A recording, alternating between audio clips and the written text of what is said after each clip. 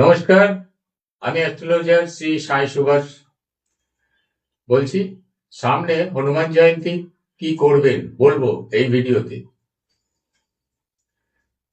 2026 সালে হনুমান জয়ন্তী 2 এপ্রিল 2026, বাংলার 18ই চৈত্র 1432, সময় সকাল 7:42।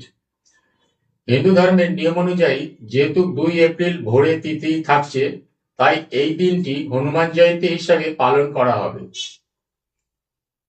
এই বিশেষ দিনে হনুমানজিকে তুষ্ট করে জীবনের কষ্ট, ভয় ও নেতিবাচকতা দূর করতে তুলসী পাতার মালা অর্পণ করা, সর্ষের তেলের প্রদীপ জ্বালানো, হনুমান চালিসা পাঠ এবং লাল পতাকা অর্পণ করা খুবই শুভ বলে মনে করা হয়।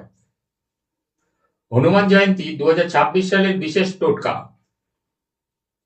ধন ও সমৃদ্ধি লাভ পেতে হনুমান জয়ন্তীর দিন বজরংবলীকে তুলসী পাতার মালা নিবেদন করুন।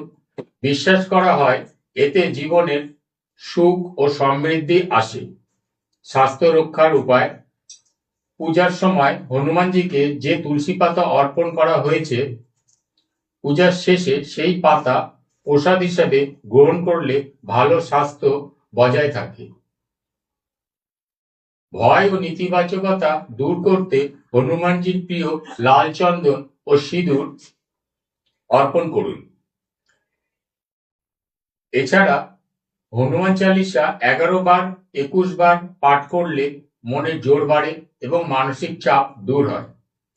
কষ্ট ও বাধা দূরীকরণ করতে হনুমানজির সামনে সর্ষে তেলের প্রদীপ জ্বালিয়ে ওম হনুমতে নমঃ মন্ত্র জপ করুন।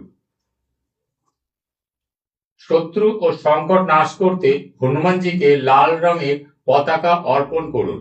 বিশেষ করে মন্দিরে গিয়ে করতে হবে। এটি কোনো বড় বিপদ থেকে রক্ষা করতে সাহায্য করবে। ভোগ নিবেদন করুন। হনুমানজিকে লাড্ডু বা গুড় ছোলা ভোগ নিবেদন করুন। 1 এপ্রিল 2026 সাল সকাল 7:06 পূর্ণিমা তিথি শুরু হয়ে 2 এপ্রিল সকাল 7:41 শেষ হবে। উদয় তিথি অনুযায়ী 2 এপ্রিল পূজা করার শ্রেষ্ঠ বলে মনে করা হয়। রাধে রাধে।